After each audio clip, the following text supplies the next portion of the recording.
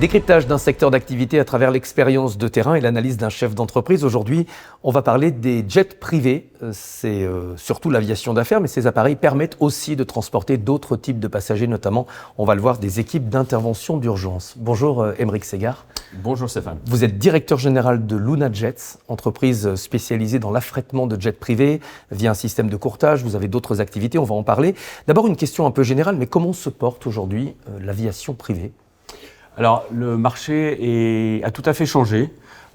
C'est vrai qu'avec le Covid, l'aviation commerciale est restée clouée au sol et les seuls avions qui volaient, c'était bel et bien les avions privés. Donc l'aviation privée a eu un bénéfice grâce au Covid. Et là, c'est un retour à la normale. Et là, c'est un retour à la normale parce que les lignes commerciales reprennent l'air, disons, et les gens qui avant étaient dans l'aviation privée retournent un peu vers le commercial. Est-ce que vous avez noté un impact de la guerre en Ukraine et donc des sanctions contre la Russie ? On sait que les hommes d'affaires russes utilisaient aussi pas mal de jets privés. Ils utilisaient beaucoup l'aviation privée. Chez LunaJet, on comptait à peu près 8% de notre chiffre d'affaires ou vers la Russie. On n'a plus ce chiffre d'affaires, mais on a réussi à le compenser avec d'autres clients. Le secteur a été marqué par une polémique il y a quelques mois sur l'impact environnemental des jets privés. Est-ce que cette polémique a entraîné une baisse d'activité que vous avez pu noter ? Alors non, pas vraiment, parce que c'est une polémique surtout politique. Ouais. D'accord ? Si vous calculez l'effet de carbone de l'aviation en général, toute comprise, c'est 2% des émissions dans le monde. Et l'aviation privée, c'est 2% de ces 2%, dont la moitié est aux États-Unis.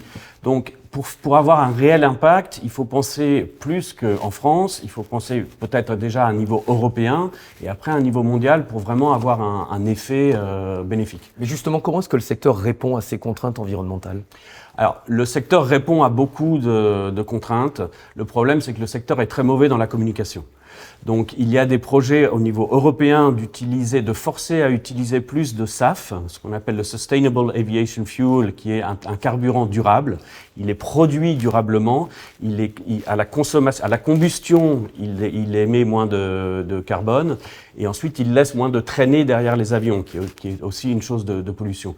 Et ça, c'est d'ici à 2025. D'ici à 2030, il y a tout un programme de Fit for 55, de réduction de 55% progressive des effets de carbone. Et d'ici 2050, avec les objectifs des accords de Paris, l'idée est d'avoir un effet nul, compensation, zéro carbone pour l'aviation. Oui. Le grand public connaît surtout les jets privés pour le transport des hommes d'affaires. La réalité, elle est beaucoup plus large. Il n'y a pas que des joueurs de foot, des stars, il y a aussi du personnel médical. Il y a du personnel médical, malheureusement, mais bon, on est là pour les aider. Là, il y a à peine un mois, on a envoyé toute une équipe de secouristes de France, du nord de la France, en Turquie, après le séisme. Il y a un an, presque jour pour jour, on a réussi à évacuer des ambassades de Kiev pour les sortir de là.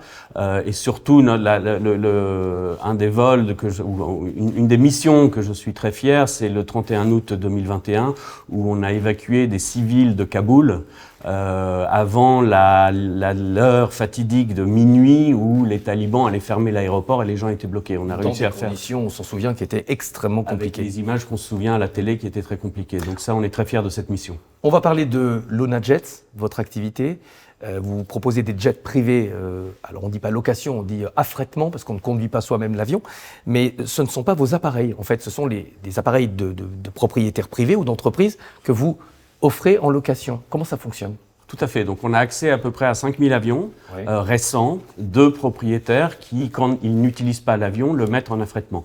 Et on organise pour nos clients des vols, vraiment des vols à la demande, de A à B, qu'on va chercher chez ces propriétaires. Pour les propriétaires, c'est quand même avantageux. Ça rapporte de l'argent, alors qu'un avion immobilisé, même sans voler, coûte beaucoup d'argent. Par définition, un avion au sol coûte de l'argent. Donc oui, ça permet aux propriétaires d'avoir une note un peu moins salée à la fin du mois. Pour les entreprises, on imagine souvent que ce type de transport est inaccessible en termes de tarifs. Est-ce que c'est vraiment le cas ? Non, alors, ça dépend ce que vous voulez dire par inaccessible, mais c'est vrai qu'en tant que, pour les bénéfices que vous avez, le gain de temps, la flexibilité, vous choisissez quand vous partez, quand vous revenez, l'avion peut être décalé si vous êtes en retard, etc. Il y a quand même beaucoup d'avantages. Il faut compter, je dirais, à peu près 3-4 000 euros de l'heure pour un petit avion de 4-5 places, et ça peut aller jusqu'à 10-15 000 euros de l'heure pour des avions de 10-12 places pour faire des vols de 6, 8, 10 heures. Le tarif est fixe en fonction du nombre ne dépend pas du nombre de passagers. Vous affrétez tout l'avion, que vous soyez seul à bord ou plein, c'est la même chose. On parlait tout à l'heure de l'impact environnemental. Est-ce que les entreprises aujourd'hui sont plus regardantes sur justement l'impact carbone de ce type de déplacement, étant donné qu'elles publient de plus en plus leurs données extra-financières ? Oui, tout à fait. On remarque ça surtout dans les appels d'offres qu'on fait parce qu'on doit communiquer le bilan du transport qu'on va offrir. Heureusement, il y a plusieurs méthodes qui nous permettent de réduire cet effet de carbone, cet effet environnemental. Un, c'est la possibilité d'utiliser du SAF, du carburant durable. Et l'autre aussi, on a, grâce à un partenariat avec South Pole, on permet de compenser les émissions de carbone jusqu'à 300% pour que le vol soit nul. Vous ne faites pas que du courtage, vous avez aussi développé d'autres activités, notamment du charter et une activité logistique. Expliquez-nous. Alors, l'activité du charter de groupe, c'est en effet l'affrètement d'avions, de grands avions économie, de 50, 80, 100, jusqu'à 200 places, pour des grands groupes. Ça peut être pour le sport, pour des événements culturels, etc., des pèlerinages, etc. Au niveau logistique, on fait aussi du cargo, et justement, à nouveau pour la Turquie, une semaine après le tremblement de terre, on a envoyé des biens de première nécessité vers la Turquie pour aider les gens. Quels sont les principaux défis, les principaux challenges auxquels vous êtes aujourd'hui confrontés ? Alors évidemment, il y a le côté environnemental, donc on suit ça attentivement pour essayer d'être toujours à l'avance du marché et offrir des solutions aux clients. Nous voulons aussi continuer notre croissance, donc il faut penser à de nouveaux services. On a parlé du groupe Charter, on a parlé du cargo, on en a d'autres, et à une croissance aussi géographique. On a déjà 6 bureaux en Europe, on a ouvert Dubaï le mois dernier. C'est vrai que nous sommes une plateforme Internet, mais on s'est rendu compte que la proximité de nos clients est assez importante pour les rassurer et les accompagner dans leurs projets. Vous parliez tout à l'heure des jets privés très développés aux États-Unis. L'Europe est toujours très en retard, j'imagine ?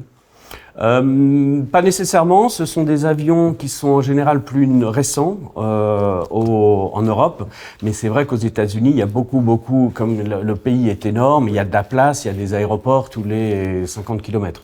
Donc c'est un moyen de transport pour eux très, très efficace. Le pays s'y prête davantage. Exactement, l'infrastructure s'y prête. Merci beaucoup, Aymeric Segard, d'être venu nous parler de votre métier et de votre société Luna Jets, dont vous êtes directeur général. À bientôt pour un nouveau décryptage.